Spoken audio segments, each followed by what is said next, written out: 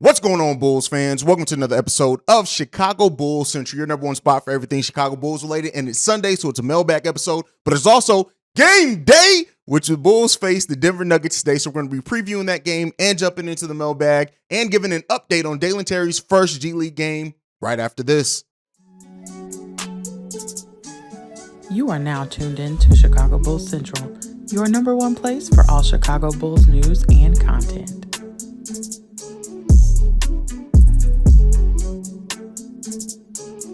All right, Bulls fans. So we're going to get into the G League game. We're going to do that second. But first, I do want to preview this game with the Chicago Bulls versus the Denver Nuggets that's going down today. And so with that being said, this is going to come down to a lot of the things that we say come down to the Chicago Bulls. I'm almost repeating myself because this is the theme of the season so far for the Chicago Bulls, and it's execution on both sides of the ball for 4 continuous quarters. That's really what it boils down to. When you look at the Denver Nuggets, they are the 6th highest ranked offense in the league, but they're already all down towards the bottom as the 23rd ranked defense in the league. So what does that mean for the Bulls? If they execute on offense, they can take advantage of the defense of the Denver Nuggets that's not as potent as what it was at certain times last season. And what does that mean as well? That the Chicago Bulls have to execute defensively. This is going to be a game defensively for the Chicago Bulls. They're not going to stop Jokic, right? Even though Vuce plays Jokic pretty well as far as scoring close to what Jokic does, we know that Vuce isn't going to be able to shut down Jokic. Now, he can play solid defense against Jokic. That's going to be something that he can do if he's locked in like we saw him do at the beginning of the season, but that's not anything to necessarily expect coming into this game. You have to disrupt what Jokic does to a degree, right? That's the first thing. If you can disrupt it and turn Jokic into just a scorer, meaning that you eliminate everything else, his passing is one of the biggest and strongest parts of his game. If you can eliminate that by guarding everything else well out on the perimeter with this team, you can definitely affect this team and get them out of their rhythm. It's not going to be easy. One thing that does bode well for the Bulls is that Bones Highland is going to be out of this game. He's been a nice factor for the Denver Nuggets coming off the bench, averaging 14 points per game for the Denver Nuggets. So they already have one of their biggest bench producers, if not their biggest bench producer, out of the game. So that's good for the Bulls, right? That bodes well for the Bulls. Now, the Bulls usually let a role player go off, so they're going to have to also look out for that. But at least they come in with that in their benefit. We know Jamal Murray is he can get hot.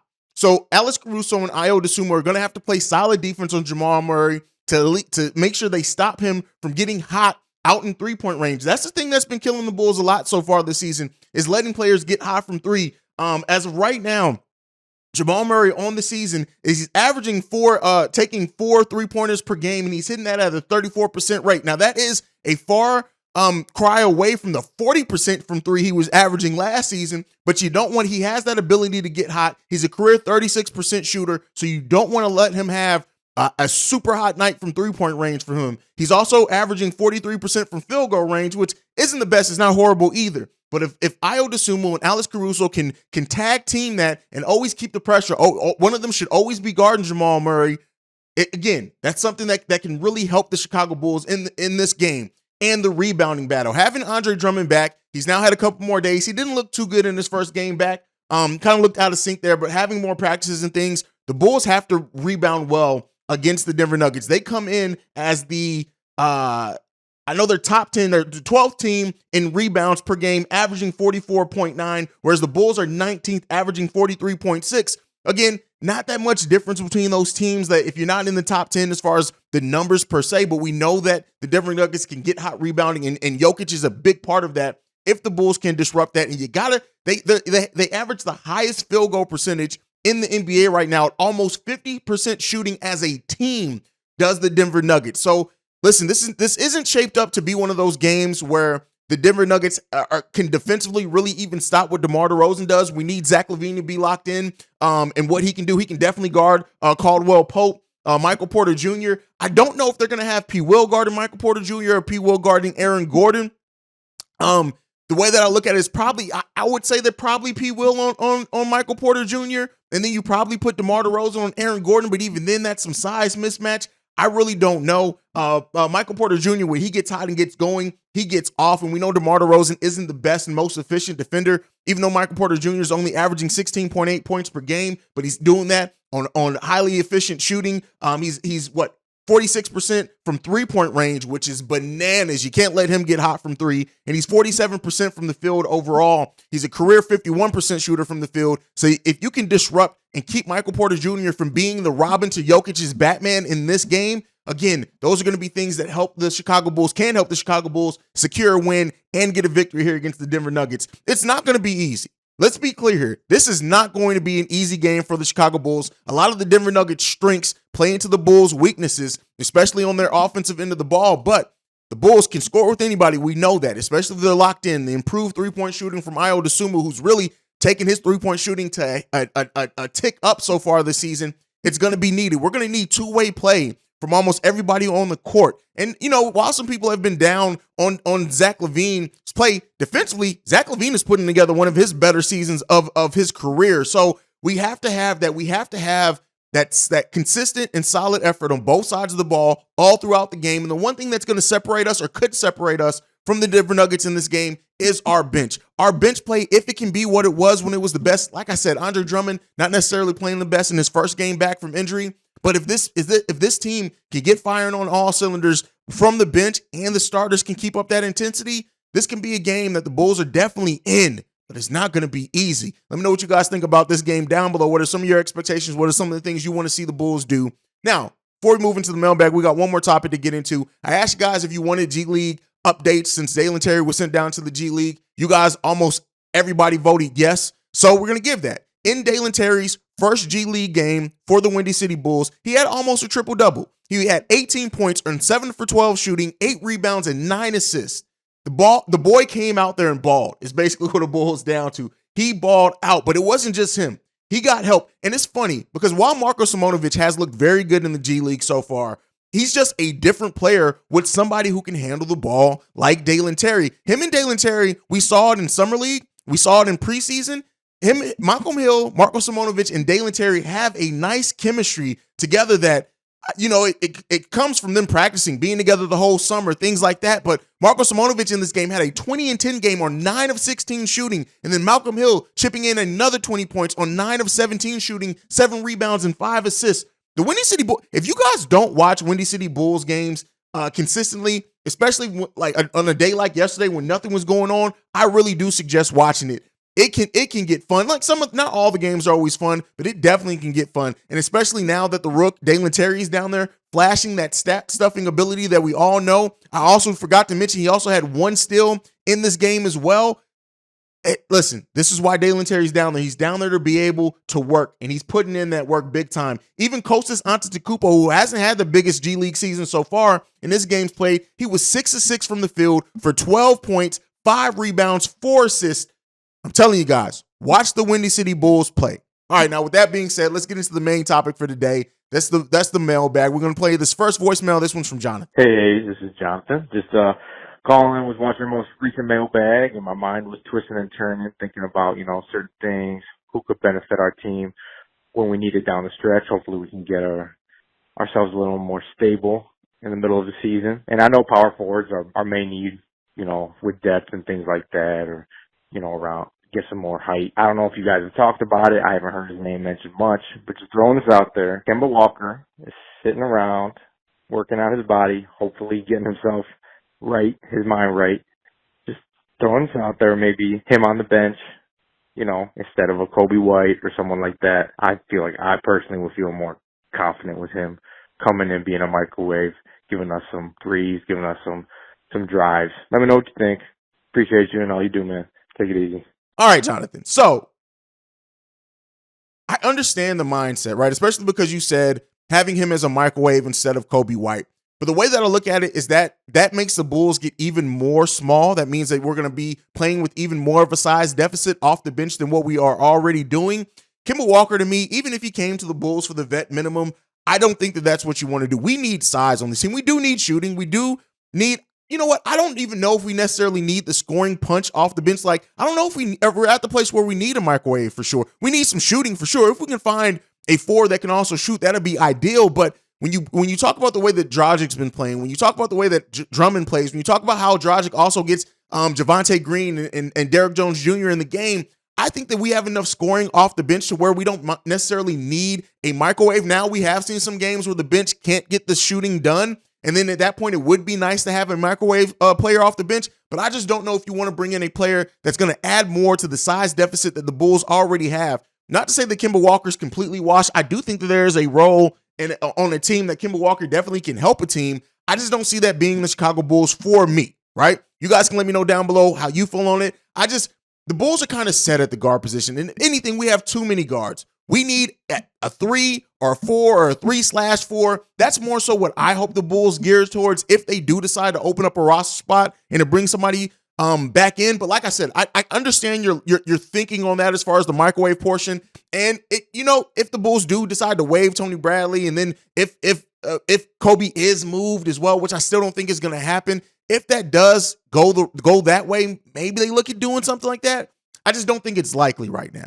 But all right, let me know what you guys think on that one down below. Let's get into the next voicemail. This one's from Marvin. What's going on, guys? Quick assessment of 13 games in the season.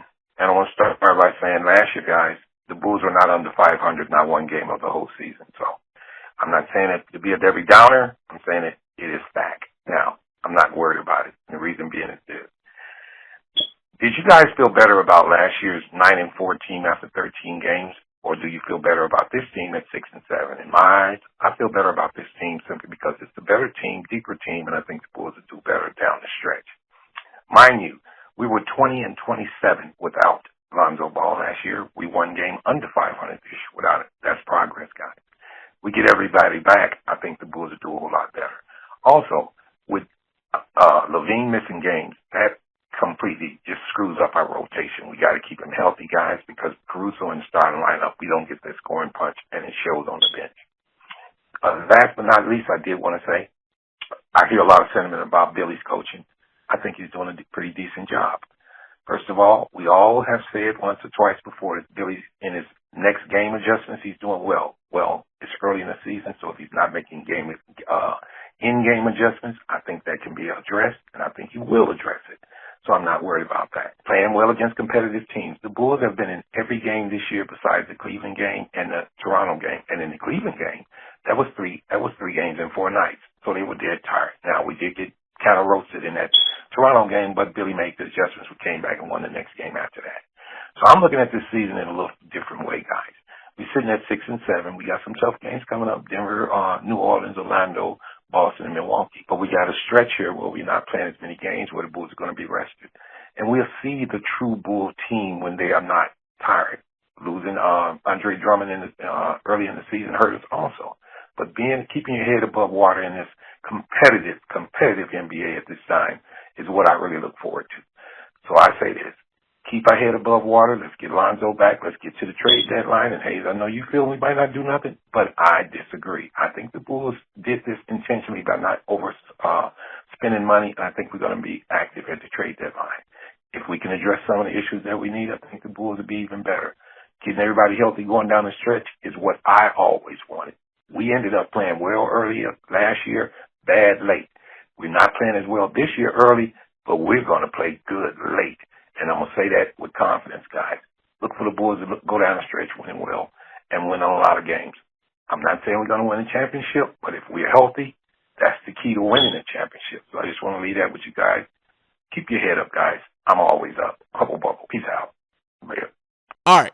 And so Marvin, as always, being the motivator that he is, just wants to give everybody pep. I sometimes don't know how to respond to Marvin and Jamal, sometimes voicemails, because it's not like they ask me anything. They have these mini podcasts, which are all dope and chock full of information, but it really sometimes doesn't leave me to say much back in reality, especially Marvin more so even than Jamal. But here's what I will say to this, is that for those that are comparing where the Bulls were last season to where the Bulls are this season at the same time, keep in mind, this is a completely different season. We started off with a much easier schedule, both in opponents and back-to-backs than what we did have so far this season. We also started off the season with Lonzo Ball, last season with Lonzo Ball, where we didn't this season. We also have 2 key players off the bench that have worked themselves in a rhythm. And then Andre Drummond's been missing a lot of that time. Zach LaVine's been in and out of the lineup as well with his starts and stops. So while I understand that the Bulls fans are rightfully so concerned right now on what this Bulls season is going to end up shaping up and looking like, especially when we talk about the playoff race.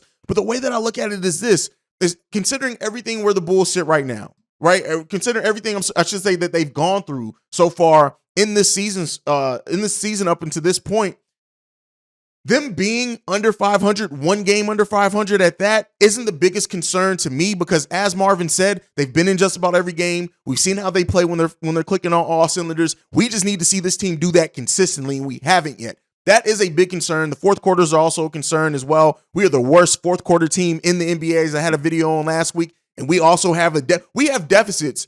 A negative deficit in both the first and the fourth quarters. We have a huge advantage in the third quarter where I think we're plus 13, but then we're negative 19 or more in the fourth quarters of games so far this season. That's what I want to see the Bulls improve. If they can improve and play more consistently through a whole 4 quarters of basketball, I think we see this record look a little bit hugely different. And that's not even factoring in the officiating discrepancies that we've seen in games so far. So I do think that the Bulls, if they can start doing that consistently as they work themselves into rhythm, Zach's, the schedule eases up a lot more. They're going to have a lot more rest.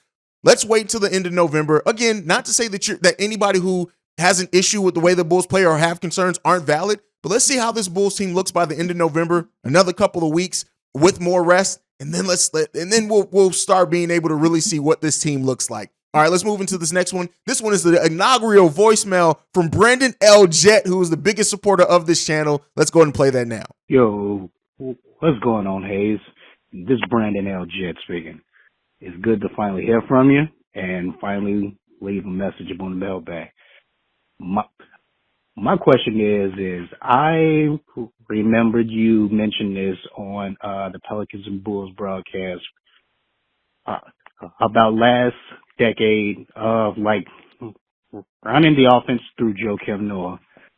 I think that Vuce can match up and do something like that too. He is a good passer. He is not great like Joker is, but just running it through him during those time frames when the Bulls need a basket or when their offense is just stagnant. It will take the ball out of Zach LaVine's hands as well as DeMar's hands. And he can reward people for cutting hit the ball and ultimately scoring if need be. What are your thoughts on that? Talk to you later, man. Peace. All right. Brandon L. Jett brings up a great point, kind of something that I brought up on a live stream the other day, and that is the Bulls playing through Nikola Vucevic. I've already said it, right? I don't know if everybody always watches the live streams or go back and watches the replay, but what I've said and what I need to see from this team, or I would like to see, is playing a little bit more through Vooch. What that allows players to play off the ball, that allows players to cut, because Vooch is going to make the right pass in those decisions. It also gets Vooch a little bit more engaged in the game, and as we've seen, when Vooch is engaged on the offensive end, he's a way better player on both sides of the ball. So I think the benefit of giving Vooch more touches, right? And that's not necessarily say more shot attempts, but that's to say more touches. That's him literally touching the ball, using his playmaking ability. And it's going to allow and force people to learn to play with off the ball. DeMar does it pretty well. Zach would have to do it. Patrick Williams would have to do it. And Ayo Dosunmu. So I do think that is what, as of right now, could really unlock this offense. I also think playing through Patrick Williams a little bit more, who suffers from the same thing as Vooch. When Patrick Williams gets more touches and has the ball in his hand a little bit more, he's a way more effective player by a huge margin. When Patrick Williams has 10 or more touches a game, now that is shot attempts. I'm not just talking about playing through him. He averages 18.7 points per game, right? And Patrick Williams' impact isn't all scoring. Tonight's game is a game where I don't think Patrick Williams is going to have a big scoring night, but what he does defensively could help dictate this game. But I do think you have players that you kind of default playing through DeMar at times, and I understand it because DeMar is a more limited offensive player as far as just how he goes about getting his points. He's not going to take a lot of threes. But I do think that you can unlock a different layer of this Bulls offense by playing through Vooch. But you guys can let me know what you think on that one down below as always. Let's get into this next voicemail. This one's from Ricky Carroll. How you doing, Hayes? This is Ricky Carroll. I've been watching the broadcast today, this Friday morning. And I'm sitting here, I'm listening to K.C. Johnson, this other young guy, I forgot his name. He done pissed me off so bad, I can't think of him. Excuse my French. But anyway, this guy got there, and man, they are sitting here saying that the Bulls lost this game, and really the referees didn't have, this other guy, Casey, he just didn't say anything. Maybe it's because they can't. They can't criticize the officials. But, you know, man, it really burns me for people to say that teams go on a run and your team come down and they get hacked and fouled and you go down and you touch them and they get the free throw. How can that be on a run? How can they say that's bad possession when they call bullshit calls? Excuse my French again. And they go through these situations where the other team might score 8 or 10 points and Billy won't move. He won't say anything. As you know for a fact, I have been telling y'all about Billy for a long time. And if we don't get a coach to get in there and pull the inside of the ball players out, we're going to have problems at the end of games. And I don't care how good you are, you need a coach to guide you at the end of the game. People talk about that last play that DeMar, when he knocked that ball off his feet. DeMar should have never came up there and got the damn ball. We have point guards to set people up for that. If DeMar got the ball, what do that mean? One-on-one ISO ball. I'm sorry, but we can't depend on Zach to have the ball in his hand in games. And Zach needs to get somewhere where we get the ball to him and he shoot the ball, okay? We do not need Zach handling the ball. And my brother, you know that's a fact. When it comes to handling the ball, and if he gets the ball taken and goes back to the basket with it, but him coming down and got the ball and trying to run things, right now that's not a good idea. We got point guards for that. One other thing before I go. Didn't I tell you about Drummond? And Drummond was a very good choice. Even though we didn't get no young players, we got the right players. Fantastic broadcast you had the other night. All right, Ricky, listen, Rick, I love the fact that we had a voicemail from Marvin and Ricky Carroll on the same show because Ricky Carroll is literally the evil twin of Marvin. Like it's calm and stuff as Marvin is. Ricky's just like, hey man, listen, this shit's pissing me off, and I completely understand it. He's the voice of the fans in a lot of ways. But Ricky Carroll, in the officiating issues, bro, I feel it. Like, the officiating should not dictate a game, but there's something to be said as well that the Bulls should not be in a position if they play better to where officiating has such a big impact on the outcome of the game. But when officiating is that bad, when it's that big of discrepancies in officiating in games, it's hard not to allow that to be the story of the game as well. You know, I really, it's been the story. We've gotten so many voicemails just in this early part of the season about the officiating. Should the NBA look to do this, that when it comes to officials? I don't know how the NBA gets a grip on this, but they need to figure it out because to like the last game for the Chicago Bulls, somebody mentioned it. It's like the refs absolutely wanted to make sure that -2 spread was covered, and they did that. And that would, and I'm a mini conspiracy theorist, but there are signs there when you look at it, not just for Bulls games, when you look at through the NBA. So hopefully they're also looking at that. Something needs to happen with officiating, I feel. Now, let's get into the second half of Ricky's voicemail. Billy Donovan, the coach. Ricky Carroll's had a lot of issues when it comes to Billy Donovan as the head coach of the Chicago Bulls, and it kind of fluctuates back and forth. You have people in Bulls Nation that say, hey, this isn't all on the coach. You have people that completely blame the coach, and the truth lies there somewhere in the middle, right? Does Billy Donovan's adjustments leave a lot to be desired when it comes to close games, especially on the offensive end, adjusting to what the defense does randomly? I do think that Billy Donovan is better at making in-game adjustments defensively, but even then, sometimes that falters as well. And you know, Billy Donovan is the coach, right? And they're not moving. I keep saying, and maybe I'm wrong, but my mindset is looking at how this front office operates. They're not moving on from Billy Donovan with one season left on his contract. Not to say that they couldn't, not to say that there's not anything that would keep them from doing it. I just don't see them doing that. But as we get towards the end of Billy Donovan's contract, a decision is going to have to be made. And if this Bulls team, we'll see how the rest of this season goes. If this Bulls team keeps kind of falling flat, especially as DeMar's contract comes up, things like that, don't be surprised if we see some wholesale changes as far as the coaching staff, maybe not bringing DeMar. DeMar isn't the issue, but you know, I don't know. When it comes to Billy Donovan, it's just he's so frustrating as a coach because sometimes he does things like the second Toronto game where you just see that the team came in with a game plan of how to attack that Toronto defense, and it worked amazingly. But then in games, sometimes you just see certain things or certain lineups and matchups and him bringing in certain players, and it's mind-boggling. So I don't know. Hopefully he evens out with Billy Donovan. We'll see now. So Ricky Carroll's last point on DeMar and saying, well, we have point guards. Well, keep in mind, DeMar is a great ball handler. And I don't even think it's just iso ball. Yes, iso ball does become a problem for the Chicago Bulls, but also part of the problem, even dating back to last season, is that sometimes Bulls players just watch DeMar go to work. But I do think that comes back somewhat to coaching. It's not just, if Billy Donovan is just letting the players go to work for themselves, you got to look at that. You got to alternate something in that. And as in the last voicemail talking about or the one from Brandon talking about playing through Vooch a little bit more, that can eliminate that. So hopefully this team continues to evolve. They're looking at these things. They change things over the course of the season. I hope. That's all I can say is I hope. But let's get into this last one. This one actually is not a voicemail. This is an email from Javon Phillips. I'm going to read this. He says, hey, Hayes, I was thinking when it comes to the identity of this team, I think we should find a new power forward and put Pat off the bench. The thing behind this is we could become the best bench in the league with a balanced starting lineup. Io, Caruso, Javante, Pat, and Drummond. That's a lot of defense. This will also give Pat a lot of progression, being the focal point of the offense. Pat can really work on that mid-range with Drummond, an excellent rebounder on the glass. Listen, okay, I'm going to stop this here. The Bulls are not going to get Andre. They're not going to get I misplay. You said Drummond, right? You're keying in on Drummond there. Listen, when it comes to the power forward for this team, Patrick Williams is the power forward.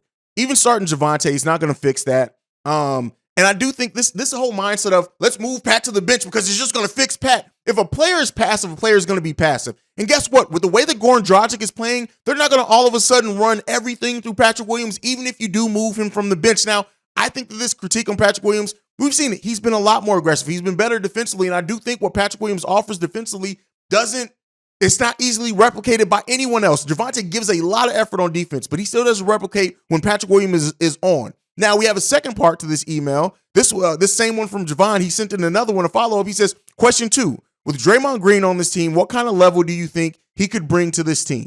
Could we possibly win a finals? The defense and leadership of Draymond is unmatched, tagging along his championship. I could only imagine if anybody could bring the best out part of this guy, really thinking about Bulls should go all. No, it's not happening.